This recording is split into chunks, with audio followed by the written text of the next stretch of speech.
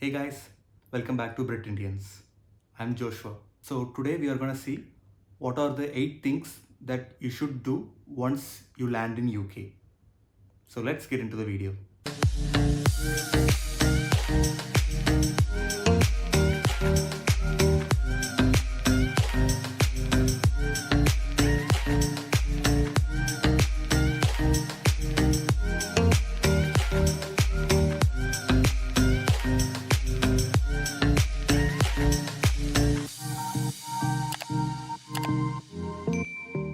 The first thing that you have to do is to get a SIM card because it is very important for you to call your families or colleagues, anyone. So you have to first get a SIM card. I have made a comparison video on all the best SIM cards in UK. I will link it here. You can just check it out. And mostly don't buy your SIM card in the airport because sometimes there may be a scam, like they usually overcharge you, so it's better to buy SIM card outside.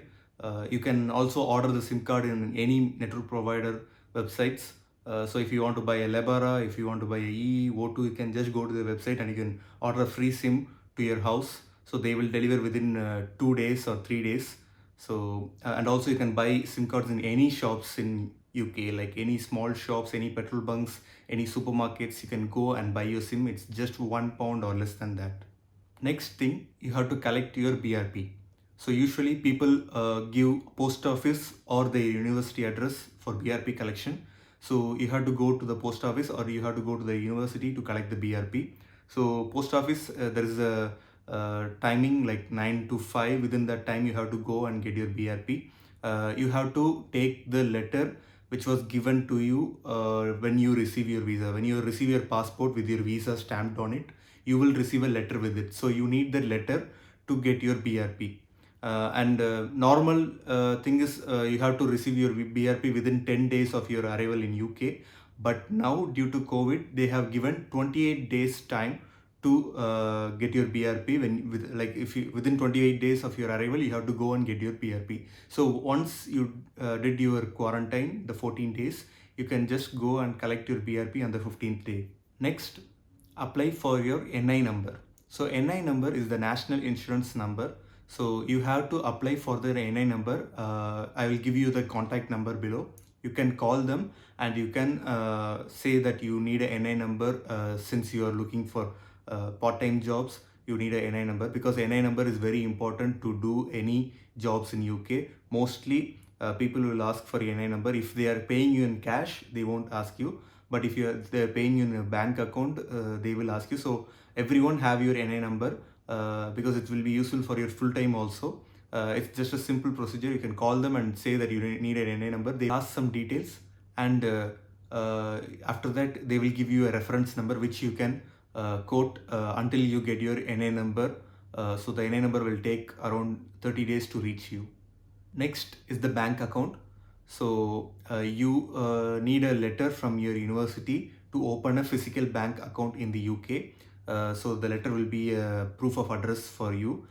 You have to get it from your university. But I think during the 14 days quarantine, you can't go and get it. But after the 14th day, you can go and get your letter. But there are other bank accounts also. I will link the bank account comparison that I have done. So you can go and check the video and select the mobile bank and the physical bank that you need to open an account with. Next, you have to register with your GP in the university. So you have paid an IHS amount during your visa. So this IHS is nothing but your immigration health service charge. So this reference number you have to go and give it to your university GB or the GB which your university says to register with, because some university have their own GB inside their university. Some universities tie up with some outside GBs, so they will tell you which GB to go, and you have to go to them and you have to give your IHS reference number. So you have to register with them, because only after registering that you will get any medical service in the UK, because the medical service is handled by the NHS, the National Health Service. So you have to register with them. So the route is you have to go and register with the GB. So don't forget, after your 14-day quarantine, as per your university instruction, go and register with the GP. Next, during your 14-day quarantine, you can do some online stuffs which has to be done.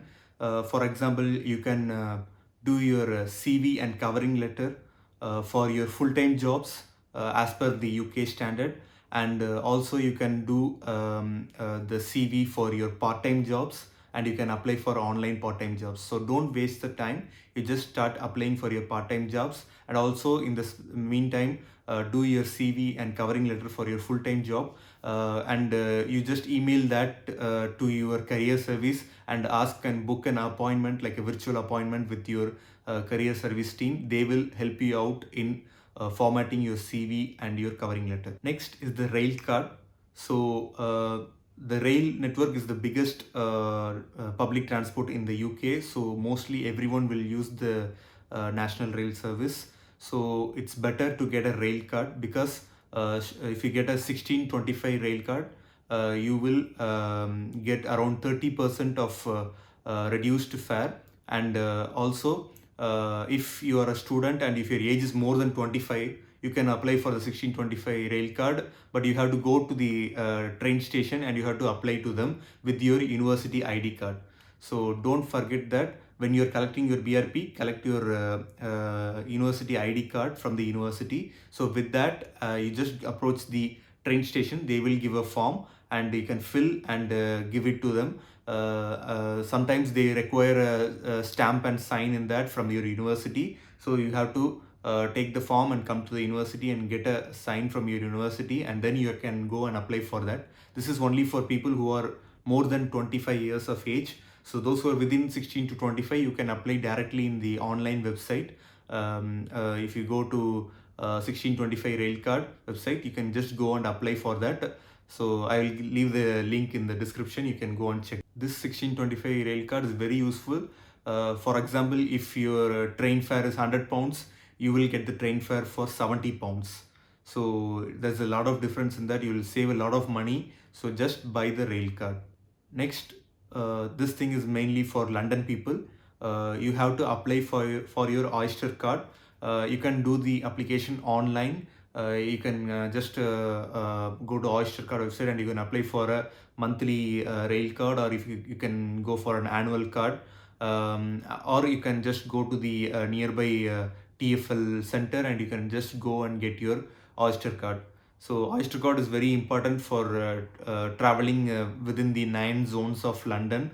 So you have to get the Oyster card. It will give you reduced fare within zones, and also you can like if you have a rail card, you can use that on top of the Oyster card.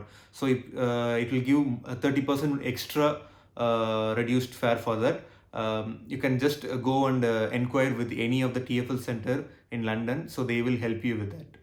So these are the main 8 things that you should do once you land in UK. I hope this video was useful for you. If you like the video, hit the like button and subscribe to the channel and click the bell icon so that you will get notified whenever I post a new video. We will meet in next video. Until then, goodbye, cheers.